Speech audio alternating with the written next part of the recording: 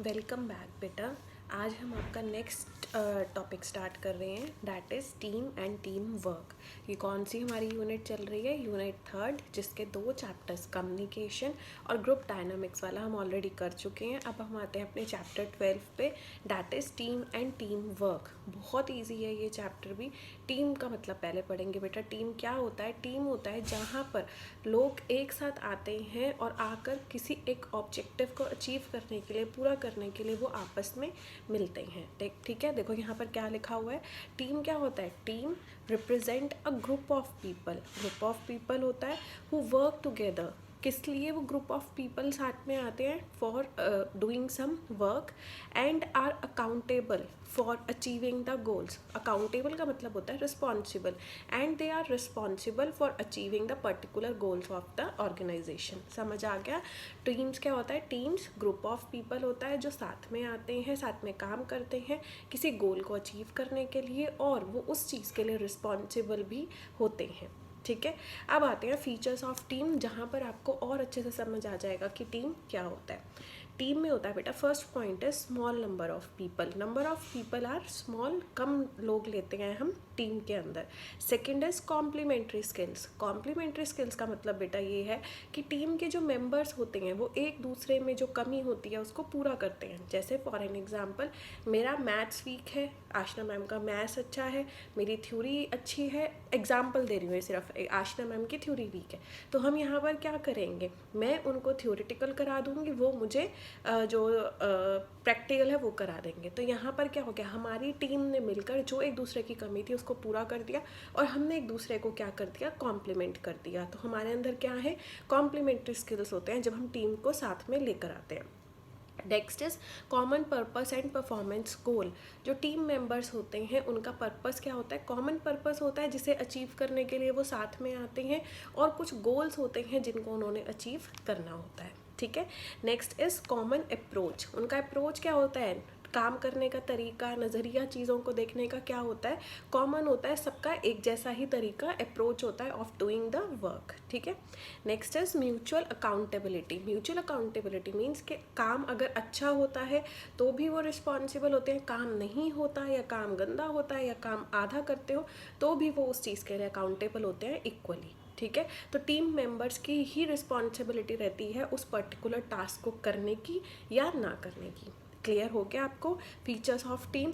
अब आते हैं हम नेक्स्ट टॉपिक पे, that is advantages in appointing team. कि जब हम टीम को अपॉइंट क्या करते हैं तो उसका क्या फ़ायदा होता है, क्या इंपॉर्टेंस है ऑर्गेनाइजेशन के अंदर in appointing the team. First point is enhanced performance. Enhanced का मतलब होता है बेटू, लिखते जाओ हिंदी मीडियम वाले साथ साथ। एनहांस्ड का मतलब होता है इंक्रीज। तो टीम जब हम बनाते हैं उससे क्या हो जाता है? जो मेंबर्स हैं उनकी परफॉर्मेंस इंक्रीज हो जाती है। जैसे मैंने आपको एग्जांपल दिया था, किसी को कुछ आता है, किसी को कुछ नहीं आता। जब वो साथ में मिलकर दोनों जन वो काम करते हैं तो उनकी परफॉर्मेंस क्या हो जाती है? इंक्रीज हो जाती है। ठीक है, next is employ benefits. Employees को बेनिफिट मिलता है कि जो नहीं आता वो दूसरा कर देगा, जो उसे नहीं आता वो मैं कर दूंगा। तो आपस में मिल बांट के उनको वो बेनिफिट मिलता है काम करने का। प्लस इसके अंदर हम ये भी कह सकते हैं कि जब आपका काम होगा आपको रिवॉर्ड मिलेंगे, और रिवॉर्ड मिलेंगे तो उसमें आपका बेनिफिट है। ठीक है, next is reduce cost. Reduce cost कैसे हो जाएगी? आपको बाहर से कोई हायर नहीं करना पड़ेगा, आप अंदर ही आप अपने ऐसे लोग ढूंढ लोगे जो डिफरेंट डिफरेंट चीज़ों के अंदर एक्सपर्टाइज हैं, और जब आप उनको मिला दोगे तो वो आपको अच्छे से और बढ़िया काम करके देंगे, तो जिससे जो ऑर्गेनाइजेशन की कॉस्ट है वो रिड्यूस हो जाएगी। और आप इसको इस तरीके से कह सकते हो बेटा कि जैसे जब हम ऑर्गेनाइजेशन के अंदर हैं, जितना ज़्यादा आप प्रोड्यूस करोगे उतना आपका कॉस्ट ऑफ प्रोडक्शन कम हो जाएगा। इकोनॉमीज ऑफ स्केल में हम पढ़ते हैं ना, जितना ज़्यादा आपने लार्जर लेवल पर प्रोडक्शन किया, जब टीम आपकी अच्छी है, वो आपको बहुत अच्छे से प्रोड्यूस कर दे रही है, तो उतना ही आपका प्रोडक्शन अच्छा होगा, उतने आप प्रॉफिट्स कमाओगे, उतना आपका कॉस्ट रिड्यूस हो जाएगा। Next is organisational enhancement. Organisational enhancement का मतलब अब देखो समझ आ गया, जब अच्छे एम्प्लॉयज़ हैं, अच्छा प्रोडक्शन दे रहे हैं, तो ऑर्गेनाइजेशन ऑब्वियसली क्या करेगी? ग्रो करेगी। ठीक है, तो यहाँ पर इसका ये मतलब है ऑर्गेनाइजेशनल एनहांसमेंट। नेक्स्ट जब हम पढ़ते हैं डिसएडवांटेजेस, ये तो हमने पढ़ लिया कि जब हम टीम बना रहे हैं तो क्या क्या अच्छी चीज़ें हैं टीम में। अब क्या प्रॉब्लम्स आती हैं टीम बनाते हो, या टीम बनाने का क्या डिसएडवांटेज है? First is faulty team development. कई बार गलत टीम का डेवलपमेंट हो जाता है, हमें नहीं समझ आता किसको साथ में रखना है किसको साथ में नहीं रखना, तो ये बहुत बड़ी प्रॉब्लम है in making team. Next is blame game. Blame game का मतलब होता है बच्चा कि आपने काम नहीं किया, मेरे को नहीं पता था कहाँ पर है, वो साथ वाला कह देगा मैंने तो इसको दिया था काम करने के लिए, इसने नहीं किया, ये होगा।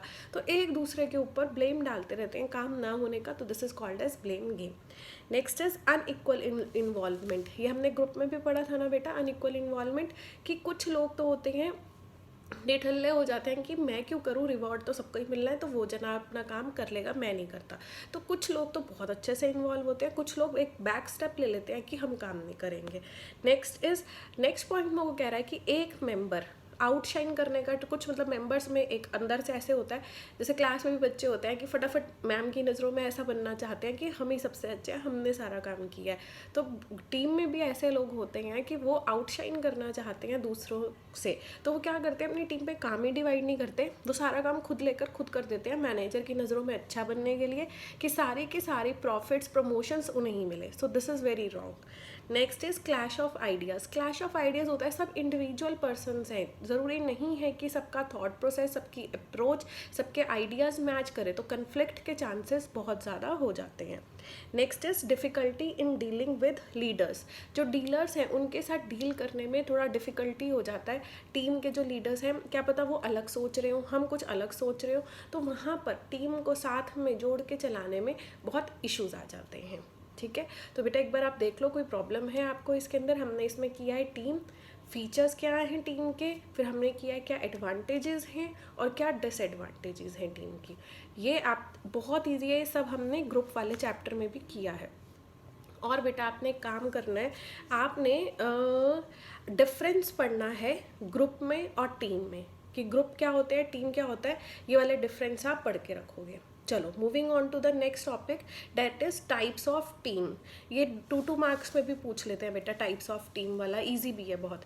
First is problem solving team. Problem solving team क्या होती है बेटा, वो टीम जो पर्टिकुलर इश्यूज को सॉर्ट आउट करने के लिए बनाई जाती है, उसको हम कहते हैं प्रॉब्लम सॉल्विंग टीम। ठीक है, समझ आया। प्रॉब्लम सॉल्विंग टीम इज जो टीम पर्टिकुलर एक प्रॉब्लम को सॉर्ट आउट करने के लिए बनाई जा रही है, that is a problem solving team. Cross functional team. Cross functional team क्या होता है बेटा, मैंने हमेशा आपको बोलती हूँ कि नाम से समझने की ट्राई किया करो। फंक्शनल मतलब डिफरेंट फंक्शंस जो हो रहे हैं ऑर्गेनाइजेशन में, जैसे production, marketing, sales, finance, HR, इनके अंदर कोई पर्टिकुलर इश्यूज निकल कर आ रहे हैं सेम से हर डिपार्टमेंट के अंदर, तो हर डिपार्टमेंट से आप क्या करोगे, उनके रिप्रेजेंटेटिव चूज कर लोगे जो उस प्रॉब्लम को सॉर्ट आउट करने में हेल्प करेंगे आपकी। तो जब आपने डिफरेंट फंक्शंस के लोगों को उठा लिया आपस में, उनकी जो एक टीम बना दी, that is cross functional team. वो सारे मेंबर्स अलग अलग फंक्शंस के हो गए। ठीक है, next is self managing teams. Self managing teams आजकल बहुत ज़्यादा ट्रेंड में है। सेल्फ मैनेजिंग टीम्स क्या होती है, खुद से ही लोग अपनी टीम बना लेते हैं। बस मैनेजर का काम क्या होता है, उनको एक प्रोजेक्ट असाइन करना, फिर उसके बाद का सारा काम उनका होता है। उनको एक डेडलाइन दे दी जाती है कि इस तक आप काम करके देना, तो वो खुद से ही मेंबर्स डिसाइड करते हैं उनको क्या करना है, कैसे करना है, कब करेंगे, कौन क्या काम करेगा। उनको किसी की इंटरफेरेंस की ज़रूरत नहीं होती, ना ही उन्हें चाहिए होती है। They are expert in their own field, फिर वो काम करके अपना दे देते हैं। ठीक है, तो ये होता है आपका सेल्फ मैनेज टीम। नाम से समझ आ रहा है कौन सी टीम, जो खुद से ही मैनेज कर रही है सब। ठीक है, next is last is virtual team. Virtual team का एग्जांपल देती हूँ। अभी जब हम जैसे पढ़ रहे हैं, सब बच्चे अपने घरों में दूर दूर हैं, मैं अपने घर पे हूँ, पर हम सब साथ में कनेक्टेड हैं वर्चुअली, ऑनलाइन सिस्टम के थ्रू हम कनेक्टेड हैं, हमारी एक टीम बनी हुई है। तो this is a virtual team की जो लोग होते हैं, मेंबर्स होते हैं, वो आमने सामने नहीं होते, दूर दूर होते हैं, और थ्रू इंटरनेट वो आपस में जुड़े हुए होते हैं। ऐसे ही मेल्स के थ्रू, कॉल्स के थ्रू वो अपना सारा काम एक दूसरे के साथ कोऑर्डिनेट करते हैं और अपना काम कंप्लीट कर लेते हैं। ठीक है, ये हो गया हमारा types of team. Next topic इसमें आता है बेटा क्वालिटी सर्कल।